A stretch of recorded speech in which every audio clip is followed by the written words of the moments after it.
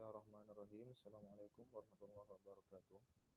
Hari ini saya akan membentangkan berkenaan subjek MPU 30331 pengurusan co-curricular. Projek yang telah saya pilih adalah projek aktiviti berbasikal yang mana pelajar berbasikal beramai-ramai ke pantai berlaut. Dan program ini disertai oleh ahli persatuan pengakap dan pelajar membawa sendiri basikal persendirian ke sekolah. Seterusnya untuk objektif aktiviti berbasikal, yang pertama adalah untuk memastikan ahli persatuan pengakap memperoleh lencana berbasikal. Yang mana untuk pelajar sekolah rendah kita ada lencana berbasikal untuk ahli pengakap. Jadi dengan aktiviti ini mudah-mudahan ahli persatuan pengakap atau peserta aktiviti berbasikal ni boleh memperoleh lencana berbasikal. Yang kedua adalah untuk melahirkan pelajar yang seimbang dari segi jeris, iaitu jasmani, emosi, rohani, intelektual dan sosial.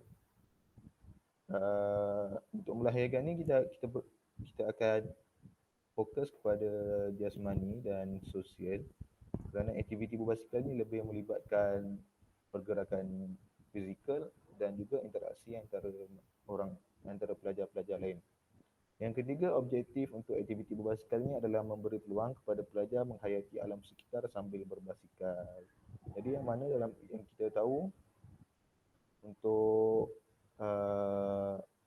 pelajar-pelajar zaman sekarang ni mereka kurang melibatkan diri dalam aktiviti-aktiviti luar, terutama yang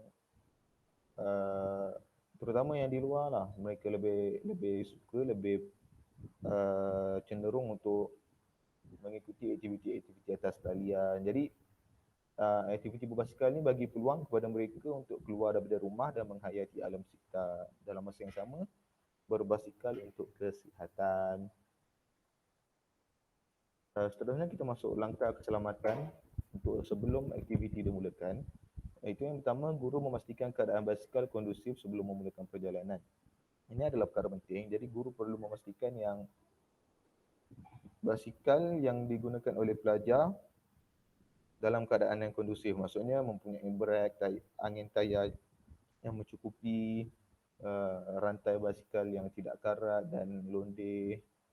Semua untuk keselamatan para pelajar. Yang kedua, guru mengira dan memastikan jumlah pelajar yang bergerak sebelum perjalanan. Jadi jumlah pelajar ni perlu guru pastikan sebelum perjalanan dimulakan. Yang ketiga, guru memastikan pelajar memakai yang sesuai untuk aktiviti berbasikal. Jadi untuk aktiviti berbasikal ni guru perlu pakai pelajar perlu pakai pakaian yang sesuai lah, tak naklah pakai kain pelikat atau baju Melayu dan sebagainya. Perlu pakai seluar track dan baju t-shirt, atau lebih baik lagi attire yang sesuai untuk basikal. Belajar berbaris dalam satu barisan sebelum memulakan belajar. Jadi ini penting untuk pastikan pelajar mengikut peraturan yang ditetapkan dalam berbasikal di jalan raya. Langkah keselamatan yang seterusnya, untuk langkah keselamatan semasa, guru memastikan pelajar berbaris dalam satu barisan dan tidak mengganggu lalu lintas. Ini kesinambungan daripada yang tadilah. Pelajar akan berbaris dalam satu barisan dengan basikal-basikal mereka dan bergerak pada bahu jalan, bukan di tengah jalan. Ini untuk mengelakkan pelajar daripada terlanggar dengan kereta-kereta yang lalu di jalanan. Yang kedua, guru memeriksa keadaan pelajar dan memastikan pelajar yang penat untuk berhenti dan berehat. Jadi pelajar ni, untuk pelajar yang ada fizikal yang kurang cergas dan jika mereka terlihat penat untuk meneruskan perjalanan, adalah baiknya untuk pelajar berhenti dan berehat dengan guru pembimbing sementara menunggu stamina tu datang balik lah, sementara boleh sambung basikal semula. Yang ketiga, guru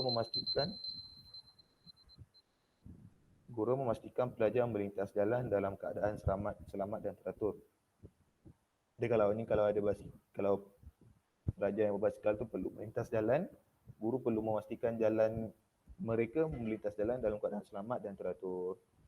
Seterusnya, langkah keselamatan selepas guru mengira jumlah pelajar yang tiba dan jumlah pelajar yang perlu dirawat dan tercedera semasa aktiviti. Jadi pelajar yang tiba di Pantai Bertelawar tu akan dikira sama ada cukup atau tak, termasuk pelajar yang perlu dirawat dan tercedera semasa aktiviti seperti jatuh atau sebagainya. Guru memastikan pelajar meletakkan basikal teratur di tempat yang sesuai. Selepas tiba di Pantai Bertelawar tu, pelajar perlu parking dia punya basikal di tempat yang sesuai lah dan tidak mengganggu orang lain. Pelajar berehat sebelum memulakan kembali perjalanan pula. Jadi di Pantai Bertelur nanti akan ada sesi berehat ke apa ke. Seterusnya, isu berbangkit. Yang pertama, keadaan basikal pelajar yang tidak kondusif dan berbahaya untuk aktiviti. Jadi basikal yang tidak sesuai, contoh macam tak ada brek, sebab budak-budak sekarang dia cenderung untuk ada basikal yang tidak mempunyai brek. Yang kedua, berlaku kemalangan dalam perjalanan, dan yang ketiga, cuaca hujan yang tidak sesuai untuk aktiviti. Jadi ini semua isu-isu berbangkit berkenaan aktiviti berbasikal. Tindakan susulan daripada isu berbangkit tu, yang pertama, membatalkan atau menangguhkan aktiviti luar. Ini adalah tindakan susulan daripada isu hujan. Jadi kalau hujan memang tak boleh buat apa, jadi kita akan batalkan atau tangguhkan aktiviti tersebut. Yang kedua, membawa pelajar yang tercedera ke klinik. Yang ketiga, menghalang pelajar dengan basikal yang tidak kondusif dari menyertai aktiviti. Jadi untuk ni, basikal tu yang pertama sekali perlu kondusif sebelum boleh menyertai aktiviti. Dan yang terakhir, menyuruh pelajar untuk memakai pakaian yang sesuai bagi aktiviti basikal. Contoh kalau pelajar tak pakai pakaian yang sesuai lah untuk aktiviti berbasikal. Pada pelajar, yang pertama, ahli persatuan pengangkat memperoleh rencana berbasikal. Ini bertepatan dengan objektif kita. Yang kedua, memupuk minat pelajar terhadap aktiviti berbasikal. Dan yang ketiga, memupuk sikap disiplin di jalan raya dan mematuhi peraturan jalan raya dalam menjadi pelajar. Bagaimana projek ini membantu saya untuk menjadi guru yang kompeten pada masa hadapan? Yang pertama, meningkatkan kemahiran sosial saya dan komunikasi saya. Yang kedua, membuatkan saya lebih bersedia dengan masalah-masalah yang di luar jangka. Yang ketiga, mendorong saya menjadi guru yang kerap melibatkan diri dalam aktiviti kurikulum di sekolah.